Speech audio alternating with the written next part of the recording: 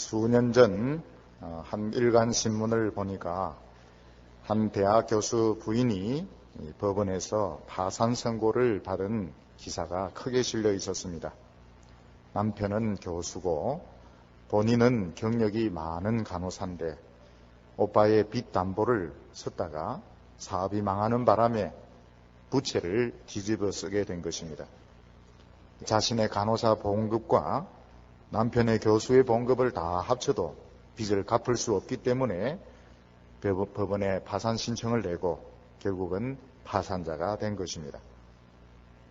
우리 주위에는 사람을 잘못 믿었기 때문에 하루아침에 신세가 인생 밑바닥으로 곤두박질 치는 경우를 많이 보고 있습니다. 그럴 때 그 심정이 어떻습니까? 밑바닥으로 떨어진 자신의 인생을 수습하기가 너무나도 어려울 뿐만 아니라 자칫 잘못하면 자기가 믿었던 그 사람을 원망하고 미워하는 바람에 건강을 다치게 되고 인격까지 병드는 경우가 많이 있는 것입니다. 바로 이것이 최악의 경우입니다. 재산만 날린 것만 해도 너무 큰 손해인데 마음도 병들고 육체까지 병든다면 그야말로 남을 믿었기 때문에 만신창이가 되는 것입니다. 오늘 성경 본문에서 보게 되는 것은 요셉이 형들을 믿었다가 배반을 당하는 바람에 노예로 팔려와서 본격적인 노예 생활을 하게 되는 것입니다. 요셉이 노예가 된 것은 노름을 하다가 빚을 얻은 것도 아니고 전쟁에 나갔다가 포로가 된 것도 아니었습니다.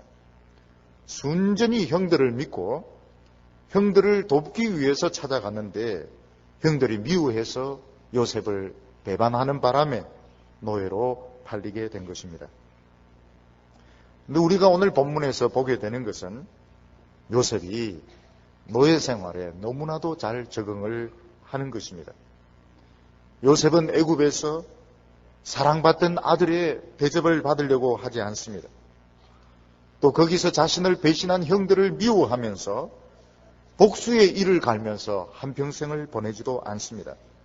요셉은 자기가 겸손하게 노예라는 것을 잘 인정하고 어디서 무엇을 하든지 최선을 다했습니다.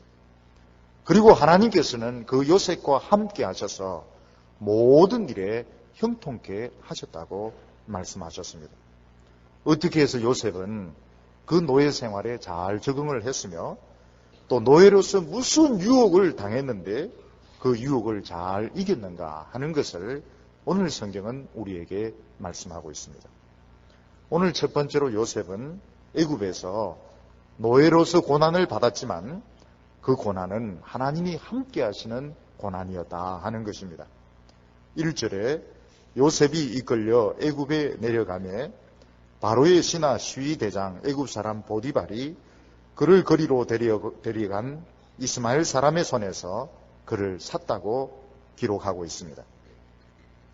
애굽의 노예로 끌려간 요셉을 기다리고 있는 것은 요행이 아니었습니다. 요셉은 다른 노예들과 똑같이 시장에서 팔렸고 결국은 시위대장 보디발의 노예가 되게 되었습니다. 다시 말해서 요셉은 애굽의 수많은 노예 중에 한 사람이 된 것입니다. 다른 사람들은 요셉이 누군지, 얼마나 사랑받던 아들인지, 그 아버지가 얼마나 부자인지, 그리고 그가 꾸었던 꿈과 가졌던 비전에 대해서 아무도 알아주지 않고 그는 애굽의 수많은 노예들 중에 한 사람이 되고 만 것입니다. 그런데 우리는 노예인 요셉에게서 두 가지 특징을 발견하게 됩니다. 하나는 그가 노예라는 사실을 너무나도 잘 인정하고 받아들였다 하는 것입니다. 요셉은 자존심을 내세우거나 도망을 치려고 하지 않고 노예로서 자기 주인을 위해서 충성을 다했습니다. 이것이 한 가지 특징이었고 또 다른 하나는 이런 요셉에게 하나님이 함께 하셔서 요셉의 하는 모든 일이 형통했고 그 주위에 있는 사람들까지 하나님의 축복이 임한 것을 성경은 보여주고 있습니다. 2절과 3절을 보면 여호와께서 요셉과 함께 하심으로 그가 형통한 자가 되어 그 주인 애굽 사람의 집에 있으니 그 주인이 여호와께서 그와 함께 하심을 보며 또 여호와께서 그의 범사에 형통케 하심을 보았더라고 말씀하고 있습니다. 높은 지위에 있던 사람이 한순간 비천한 신분으로 떨어지게 되면 그 현실이 좀처럼 잘 받아들여지지 않는 것입니다. 정권이 바뀌면 앞 정권에서 높은 자리에 있던 사람들이 부정부패 혐의로 한꺼번에 교도소에 붙들려 갈 때가 있습니다. 얼마 전까지만 해도 장관이고 국회의원이고 아주 높은 고위 공무원이었던 사람이 한순간에 죄수가 되었을 때에 도저히 그 사실이 받아들여지지 않아서 식사도 하지 못하고 잠도 자지 못하고 그 교도소 규칙도 잘 지키지 못한다 하는 이야기를 듣습니다. 그래도 비교적 적응하는 사람들은 해병대 출신이라고 합니다. 왜냐하면 훈련 받으면서 옛날에 지옥주를 겪은 경험이 있기 때문에 잘 적응을 한다고 합니다. 요셉은 아버지의 사랑을 받던 아들이었습니다. 그는 특별하게 채색 옷을 입고 다녔으며 집에서 온갖 사랑과 특권을 다 누렸는데 하루아침에 신분이 180도 바뀌면서 말도 통하지 않는 외국 나라에서 노예가 된 것입니다. 저는 요셉이 사람이기 때문에 처음부터 노예 생활을 잘 했다고 생각되지 않습니다. 노예로 팔려간 그 다음 날부터 나는 노예다, 열심히 노예로 살자 이렇게 하지는 못했을 것입니다. 많이 울기도 하고 자기를 배반한 형들이 믿기도 하고 또 이 젊은 나이에 붙들려 와서 한평생 노예로 살아야 되는 자신의 처지에 대해서, 자신의 기구한 운명에 대해서 낙심하기도 했을 것입니다. 그런데 요셉에게는 현실의 어려움 이상의 힘이 그에게 있었습니다. 그것이 무엇인가 하면 하나님의 말씀이 주시는 능력이었습니다. 요셉의 마음속에서는 뭔가 굉장히 강한 힘이 꿈틀거리고 있었는데 그게 무엇인가 하면 하나님은 절대로 나를 버리지 아니하시며 내가 그 과정은 모르겠지만 하나님은 약속한 것을 반드시 이루실 것이다 하는 확신에서 나오는 힘이었습니다. 하나님께서는 요셉에게 꿈을 주셨고 비전을 주셨는데 그 꿈을 생각하면 노예의 고통을 잊을 수 있었으며 현실의 비참함을 견딜 수 있었던 것입니다. 초대교회 때 기독교인들은 굉장히 많은 어려움을 겪었습니다. 베드로 사도는 그들에게 편지를 쓰기를 베드로전서 1장 8절에 예수를 너희가 보지 못하였으나 사랑하는도다. 이제도 보지 못하나 믿고 말할 수 없는 영광스러운 즐거움으로 기뻐한다고 말씀했습니다. 초대교회 교인들은 여러 가지 어려움을 당했습니다.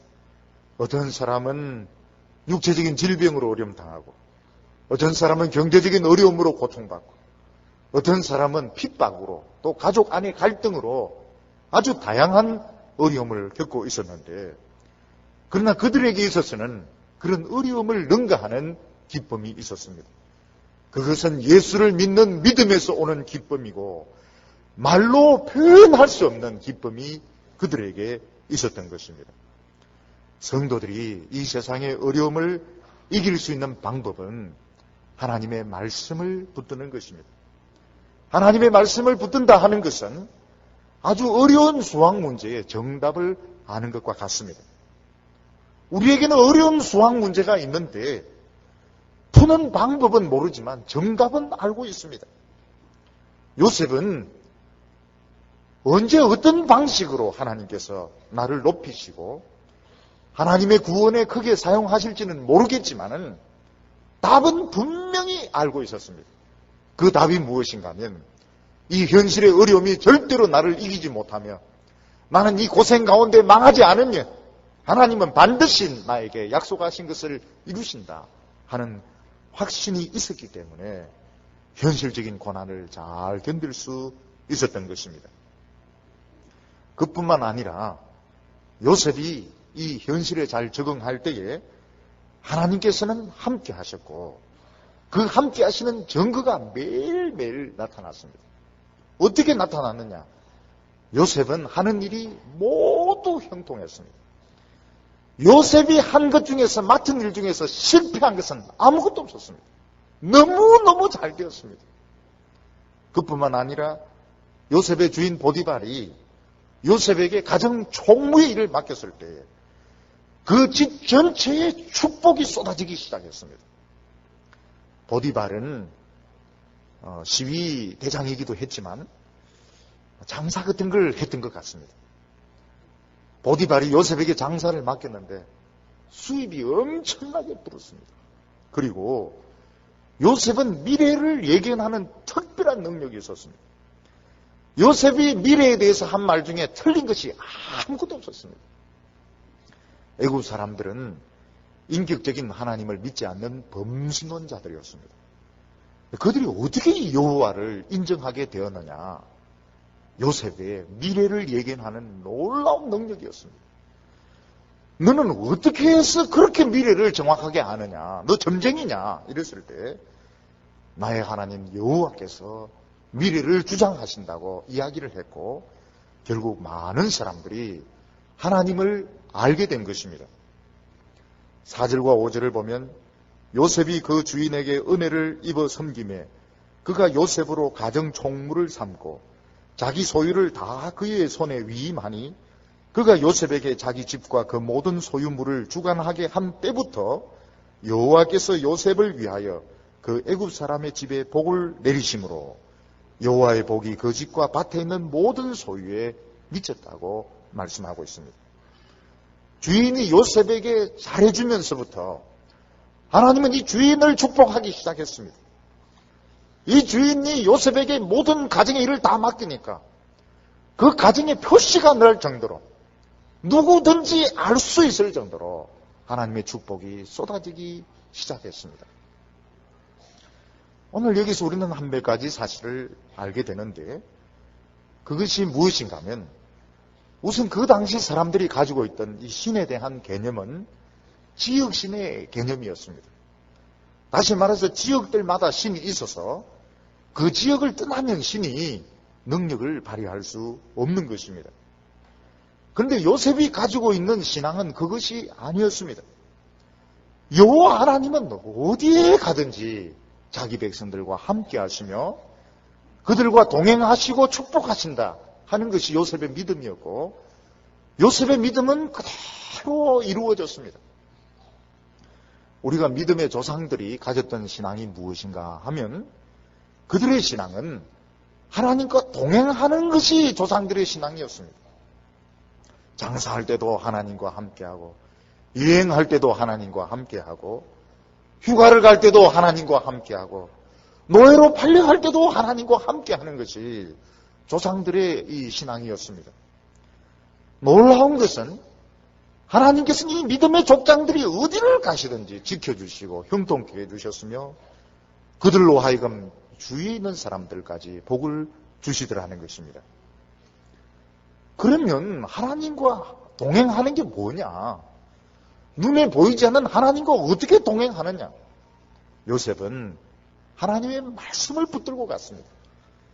결국은 하나님의 말씀을 붙들고 갈 때까지 가는 것이 믿음이었고 하나님께서는 어느 곳에 있든지 그 나라에서뿐만 아니라 외국에서도 높은 자리만이 아니라 인생 말단의 자리에서도 하나님께서는 함께 하시며 축복을 주셨던 것입니다. 그뿐만 아니라 하나님께서는 하나님을 전혀 모르는 사람들에게도 요셉을 통해서 하나님의 축복을 받게 하시고 요셉을 잘 해주도록 도와주게 하셨습니다. 요셉은 보디발이라 하는 시위대장의 집에 노예로 갔는데 이 시위대장이 요셉을 좋게 봤습니다. 그것은 하나님께서 그런 마음을 주셨거든요. 요셉을 믿었고 요셉을 좋게 봤고 그리고 요셉을 잘해주면 잘해줄수록 하나님이 그 사람을 축복을 주셨는데 몇십 배의 축복을 주셨던 것입니다. 우리는 하나님께서 우리 믿는 사람들 속에만 감동을 주신다고 생각하기 쉬운데, 하나님은 모르는 사람들, 하나님을 안 믿는 사람들, 모든 사람들에게 감동을 주셔서 우리를 도와주게 하시고 또 협력하게 하시는 것입니다. 그래서 성도들은 사람을 만나기 전에 기도하는 것이 참 중요합니다. 하나님은 보디발도 움직이시고 애굽의 왕도 움직이시고 모르는 사람들의 마음도 움직이셔서 우리를 선대하게 하시고, 선대하면 자기들이 복을 받습니다. 하나님의 백성들에게 잘해주고 교회에 잘해준 사람 중에서 복을 못 받는 사람이 없습니다. 그것이 하나님이 주신 마음인 것입니다. 그뿐만 아니라 요셉은 애굽에서 참 현실에 적응을 잘 했습니다. 하나님께서 살게 하신 이 세상은 믿는 사람들만 사는 세상이 아닙니다. 안 믿는 사람도 많고 또 신앙적으로는 전혀 대화가 되지 않는 그런 사람들도 많이 있습니다. 요셉은 이 애굽 땅에서 자기가 꾼 꿈을 설명하거나 환상을 이야기하지 않고 노예로서 최선을 다했습니다. 그랬더니 하나님의 능력이 나타나더라는 것입니다. 요셉은 처음에 자기가 생각하기를 내가 그 꾼 꿈을 형들에게 열심히 설명해주면 형들의 마음이 변화되어서 새 사람이 될 것이다, 그렇게 생각했습니다. 그래서 자기가 꾼 꿈을 열심히 형들에게 설명해 주니까 형들은 변하지도 않고 오히려 더 마음이 완악하여져서 요셉을 죽이려고 했고 결국 노예로 팔아먹는 죄를 짓게 된 것입니다. 그때 요셉이 깨달은 것이 무엇인가 하면 이론적인 진리로는 사람을 변화시킬 수 없다는 것을 알았습니다. 진리가 사람을 변화시키려면 그 믿는 사람이 자기가 생활에서 겪어봐야 합니다. 인생 어려움에 부딪혀서 그 말씀이 자기에게 소화가 되어서 자기의 인격이 되고 살이 되고 피가 되어야 다른 사람에게 영향을 줄 수 있는 것이지, 이론적인 진리는 사람을 바꿀 수가 없습니다. 이것을 말씀의 성육신이다, 이렇게 말합니다. 하나님의 진리는 인카네이션 될 필요가 있습니다. 그렇지 않은 진리는 듣기는 좋지만 이 세상을 이길 수가 없고 믿지 않는 사람을 설득시킬 수 있는 능력이 없는 것입니다. 만일 요셉이 애굽에 와서 자꾸 꿈 이야기하고 보리땅이 서는 이야기하고 하늘의 별이 자기에게 절하더라 이런 이야기하면 사람들이 요셉을 더 미워해서 이번엔 더 먼 아프리카로 팔아먹어버렸을 것입니다. 요셉은 자기가 꾼 꿈을 절대로 이야기하지 않았습니다. 그것을 가슴 속에 깊이 새겨놓고 철저히 노예로서 최선을 다했을 때 오히려 말로서는 능력이 나타나지 않았는데 생활하는 가운데 노예로서 순종하는 가운데 하나님의 능력이 나타나는 것을 보았습니다. 그래서 진리가 되기 위해서는 우리 성도들이 현실을 잘 인정해야 합니다. 그리고 그 현실 가운데서 말씀을 붙들고 고민하고 인내하는 가운데 하나님의 능력이 나타나야 사람들이 야, 정말 기독교가 사람을 살리는 종교구나, 이 속에 능력이 있구나, 그리고 그 사람들도 하나님의 축복을 받게 되는 것입니다. 만약 이론적인 진리로 이 세상이 구원을 얻을 수 있었다면 예수님은 이 세상에 오실 필요가 없었을 것입니다. 예수님은 이 세상에 몸을 입고 오셔서 진리이신 하나님의 아들이 몸을 입고 이 세상에 오셔서 온갖 고생을 다 하시고 죽고 그 말씀의 능력으로 살아났을 때 그때서야 모든 사람들이 이분이 하나님의 아들이시구나, 그때서야 비로소 사람들이 예수님을 믿고 구원을 얻게 된 것입니다. 오늘 두 번째로는 이런 노예의 고난보다 훨씬 무서운 유혹이 요셉에게 있었습니다. 일단 애굽에서 요셉은 노예로서 성공한 것처럼 보입니다. 왜냐하면 굉장히 부자고 지위가 높은 주인의 신임을 받았고 주인은 그 가정의 총무의 일을 요셉에게 맡겼기 때문입니다. 그러나 요셉에게는 전혀 생각하지 못한 또 다른 어려움이 기다리고 있었는데 그것은 주인의 부인, 그 아내 보디발의 아내의 성적인 유혹이었습니다. 이것은 노예의 고난보다도 훨씬 더 무섭고 위험한 것이었습니다. 6절과 7절을 보면 주인이 그 소유를 다 요셉의 손에 위임하고 자기 식료 외에는 간섭하지 아니하였더라. 요셉은 용모가 준수하고 아담하였더라. 그 후에 그 주인의 처가 요셉에게 눈짓하다가 동침하기를 청하니. 청년 요셉은 외모가 아주 준수한 사람이었습니다. 그리고 이 당시에는 여자 주인들이 남자 노예를 성적인 놀이개로 사용하는 경우가 많았습니다. 보디발의 아내는 요셉이 멋지게 생긴 것을 보고 눈짓을 자꾸 했습니다. 그러다가 어떤 때 아주 노골적으로 죄를 짓자고 덤벼들었습니다. 요셉도 사람이고 정욕이 있는 사람입니다. 또 그는 노예고, 노예가 무슨 인격이 있습니까? 주인이 시키면 시킨 대로 하는 것이 노예지요. 그러나 요셉은 여주인의 유혹을 단호하게 거절했습니다. 8절과 9절 보면 요셉이 거절하며 자기 주인의 처에게 이르되 나의 주인이 가중 재반 소유를 간섭지 아니하고 다 내 손에 위임하였으니 이 집에는 나보다 큰 이가 없으며 주인이 아무것도 내게 금하지 아니하였어도 금한 것은 당신뿐이니 당신은 자기 아내임이라. 요셉은 두 가지로 이 주인의 부인에게 설득을 합니다. 하나는 주인이 당신을 나에게 맡기지 않았다는 것입니다. 무슨 말인가 하면 당신은 나의 여자가 아니며 내가 당신과 관계를 맺으면 주인의 신뢰를 저버리는 무서운 범죄 행위가 된다는 것입니다. 물론 다른 사람 모르게 죄를 지으면 되지 않느냐 하지만 다른 사람 모르게 어떻게 죄를 지을 수 있습니까? 본인들이 알고 있고 하나님이 알고 있는데 어떻게 죄를 지을 수 있으며 나를 이렇게 믿어주고 나를 이렇게 신뢰해준 주인의 신뢰를 내가 어떻게 배신할 수 있느냐 하는 것입니다. 요셉의 머릿속에는 나의 것과 나의 것이 아닌 것에 대해서 정확하게 구분이 되어 있었고 나의 것이 아닌 것에 대해서 욕심을 내는 것이 얼마나 악한 것인가, 얼마나 죄 짓는 것인가 하는 것을 설명을 했습니다.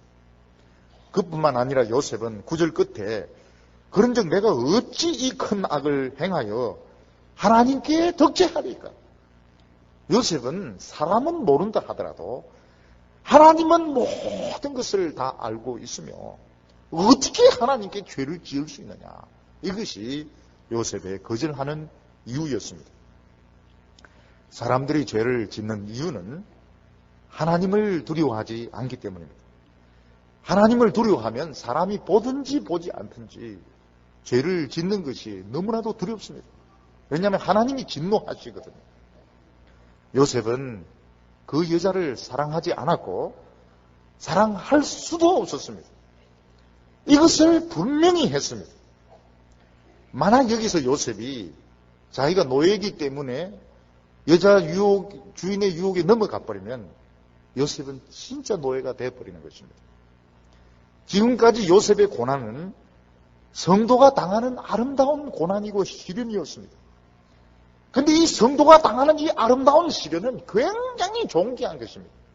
하나님 앞에서 말로 표현할 수 없는 가치를 가진 것이 성도의 고난이고 연단입니다.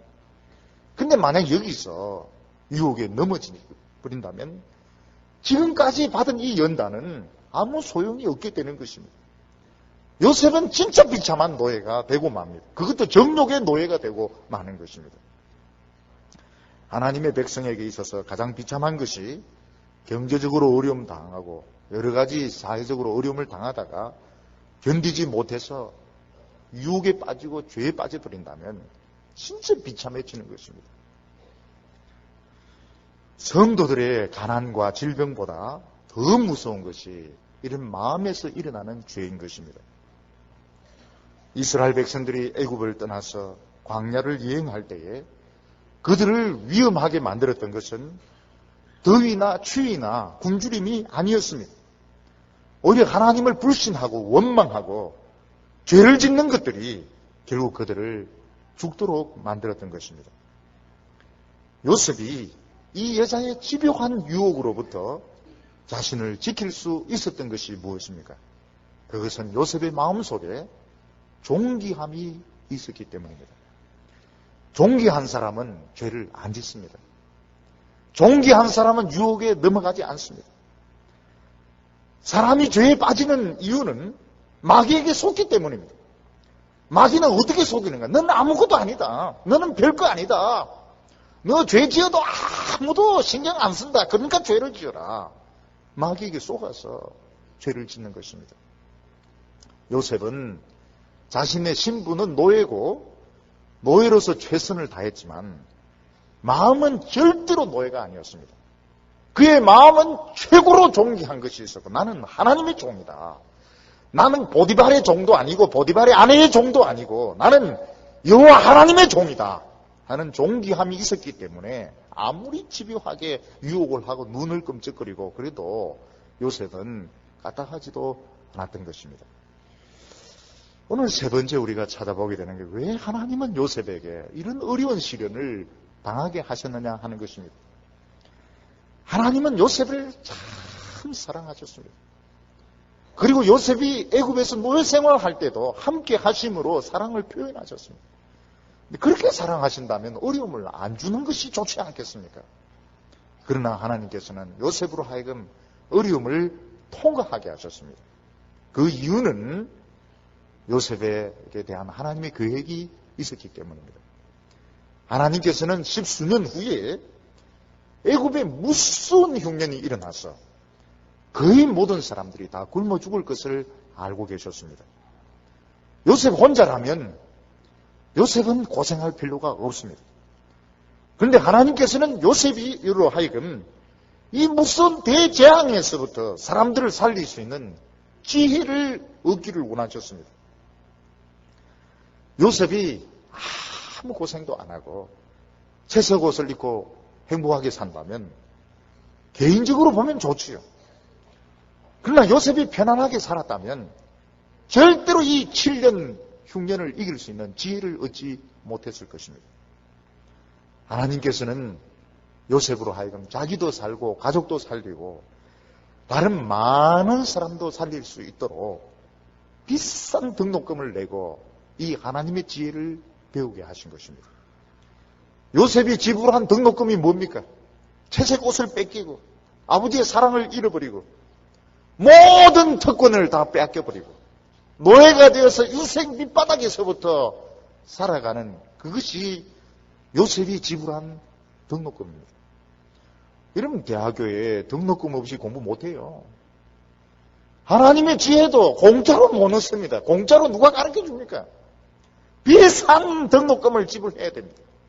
그 등록금이 무엇인가 하면 세상에서 자랑할 수 있는 거 다 포기하고 세상에서 인정받을 수 있는 거 다 포기하고 인생 밑바닥에서부터 믿음 때문에 온갖 고생 다 하는 이것이 등록금인 것입니다. 그거 등록금 내고 다른 사람을 건질 수 있는 하나님의 지혜를 얻는 것입니다. 그뿐만 아니라 하나님께서는 요셉의 형제들의 무서운 죄를 알고 있었습니다. 요셉의 형들은 살인자요, 간음을 행한 자요, 사람을 팔아먹은 자요, 약탈을 하는 죄를 지은 자들입니다. 그런데 하나님께서는 그들을 용서하기를 원하셨는데 어떻게 용서했느냐? 요셉이 형들을 대신해서 많은 환난을 당하게 하심으로 그들의 죄를 용서하기를 원하신 것입니다. 물론 사람이 다른 사람의 죄를 책임질 수는 없습니다. 그럼에도 불구하고 하나님께서는 의인들이 고난당하는 것을 통해서 많은 죄인들을 불쌍히 여기시기를 기뻐하십니다. 그래서 요셉이 맨발로 가나안 땅에서 애굽으로 끌려가는 그 고통을 통해서 형들의 죄가 하나님으로부터 불쌍히 여김을 받았으며 요셉이 무서운 채찍을 맞는 것을 통해서 하나님께서는 그들의 부정을 치료하셨던 것입니다. 이런 점에 있어서 요셉은 우리 주님의 완벽한 모형이 됩니다. 만약 예수님 자신을 생각한다면, 그리스도 자신을 생각한다면 이 세상에 오셔서 고난을 받을 필요가 없습니다. 그러나 예수님은 많은 죄인들을 살리시기 위해서 이 세상에 오셨습니다. 그가 고난의 채찍을 맞을 때에 우리의 모든 죄들이 하나님 앞에서 면제되고 있었습니다. 우리의 죄의 목록들이 지워지고 있었습니다. 예수님이 십자가에 못이 박혀서 신음소리를 낼 때에 모든 우리의 죄들이 지워지고 있었던 것입니다. 우리 믿음의 성도들의 고난은 내가 알지 못하는 가운데 우리 가족들을 살리고 민족들을 살리는 은혜가 됩니다. 그래서 지금도 성도들이 이유를 알 수 없는 고생들을 좀 해야 됩니다. 우리나라가 살려고 하면, 이 민족이 구원을 받으려면, 우리 가족이 구원을 받으려고 하면 우리 성도들이 고난을 좀 받아야 돼요. 돈 손에 하나도 보지 않고 육체적으로 고생 하나도 하지 않고 다른 사람을 구원하겠으면 이 민족을 건지겠다. 거짓말입니다. 절대로 그럴 수가 없습니다. 그래서 우리 성도들은 이유를 알 수 없는 어려움이 닥칠 때 하나님께서 나의 이 고난을 통해서 우리의 가족들, 우리의 친척들 구원하려고 하시는구나. 기쁨으로 그 어려움을 감당하시기를 바랍니다. 공중에 떠있는 이론적인 진리로는 듣기는 좋지만은 다른 사람을 변화시키고 살리지 못합니다. 우리가 인생의 여러 가지 어려움에서 부딪히면서 끝까지 하나님의 말씀을 붙들고 인내할 때에 이 말씀이 우리의 피가 되고 살이 되고 인격이 되었을 때에 그때 다른 사람들이 이 진리를 믿게 되며 우리를 통해서 많은 사람들이 구원을 얻게 될 것입니다. 사랑하는 성도들, 현실에 당하는 여러 가지 어려움들을 다른 영혼을 건지는 이 하나님의 지혜를 얻는 등록금이다 이렇게 생각하고 기쁨으로 그 시련을 감당하며 먼저 이 진리가 우리 자신 속에서 소화가 되어서 능히 다른 사람들을 설득하고 구원하는 구원의 능력이 나타나기를 축원합니다. 기도드리겠습니다. 거룩하시고 자비로우신 하나님 아버지, 사랑받을 자격도 없고 구원의 필요성도 느끼지 못하는 우리들을 위해서 사랑하는 독생자를 보내셔서 온갖 고난 다 받게 하시고 죽음의 고통을 받게 하시고 그가 하나님의 약속의 말씀으로 죽음에서 부활하셨을 때에 우리가 하나님의 능력을 믿게 되어 싸움나이다. 거룩하시고 자비로우신 아버지 하나님, 오늘도 우리 성도들이 이 세상에서 여러 가지 많은 어려움을 겪으며 살아가고 있습니다. 오늘 주신 하나님의 말씀으로 이 모든 시련을 이기게 하여 주시옵시고 기쁨으로 하나님께서 주신 길을 걸어가게 하여 주시옵소서. 우리 성도들을 통하여 직장의 상사들이 복을 받게 하시고 친척들이 복을 받게 하시고 시집 식구들이 복을 받게 하여 주시고 주위에 있는 모든 이웃들까지 복을 받게 하여 주시며 어느 곳에 가든지 하나님과 동행함으로써 하나님이 함께 하시는 형통한 축복을 받게 하여 주시옵소서. 예수님의 이름으로 기도하옵나이다. 아멘.